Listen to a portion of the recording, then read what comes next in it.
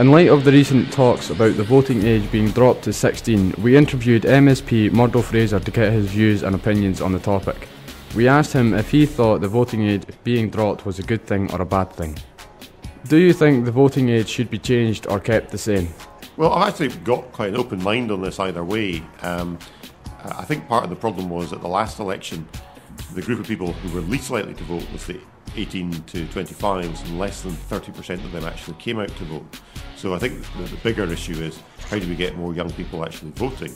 And I think we have a bit of a problem about at what age people become adults, because at the moment you can get married at 16, but you can't drive a car until you're 17. You can't officially buy alcohol until you're 18.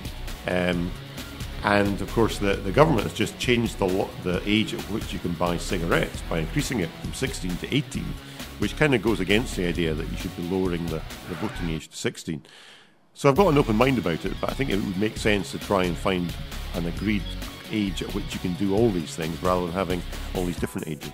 Do you think young people are interested in politics? I think young people are interested in politics and issues. I think what they're not very interested in is political parties and the political system that we currently have. And I get lobbied all the time, and I meet groups of young people who are interested maybe in issues like the environment, for example, or they're interested perhaps in helping in the third world, and they're very interested in a particular issue or a policy area, but they sometimes feel frustrated that political parties are not very good at representing their views.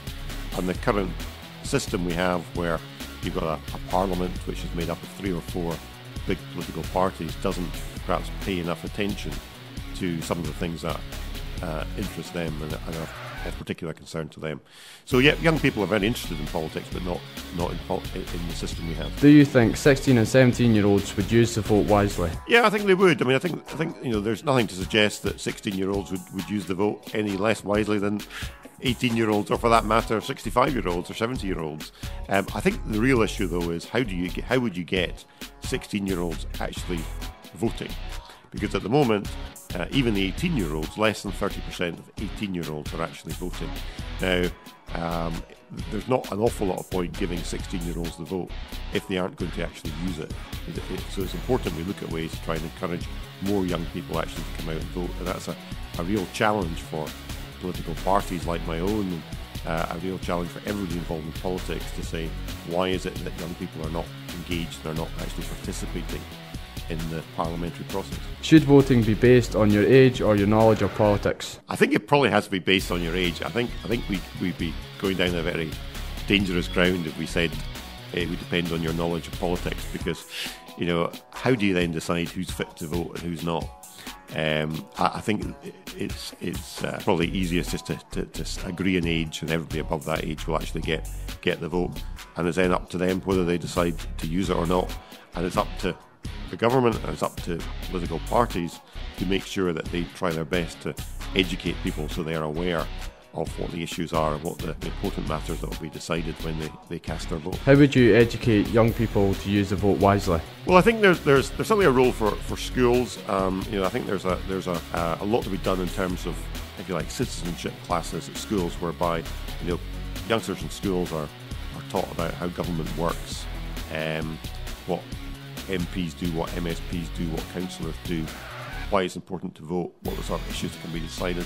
I think there's a lot to be done there. I think there's also a lot of good work to be done by voluntary groups like the YM, who are involved in working with young people to try and get them engaged in the political process. I was at a really good event just end of last year in the Scottish Parliament that the YM ran on a national basis, and they got young people in from all different parts of Scotland who are involved in YM groups. We just came in to speak to MSPs about some of the issues that were affecting them in their area, and we got people talking about things like antisocial behaviour, how they felt they were being unfairly victimised in some cases by the police, and it was really interesting to get that perspective from people who you don't very often meet and who wouldn't normally come to Parliament, who wouldn't normally get involved. So I think there's a lot to be done, and we rely a lot on the schools and voluntary groups who work with young people to make sure that there's a education of youngsters who will vote, and also a two-way process. So those people who are in my position actually find out what it is that the young people are concerned about. What do you think would be the main change if young people had the vote? I think that political parties would probably start paying a bit more attention to youth issues than they currently do. Very few young people vote at the moment in the 18 to 25 age group. However, if you look at the other end of the age spectrum, amongst the over 65s, a very high percentage of over 65s will vote. It's something like 80% of over 65s will vote. Now, that has a consequence for political parties who want to get votes. They spend a lot of time thinking about policies that will be attractive to older people. Policies on things like pensions, on how we change the council tax to benefit older people, how we tackle heating bills that affect older people, how we look at, for example, free transport for older people, which was brought in a few years ago.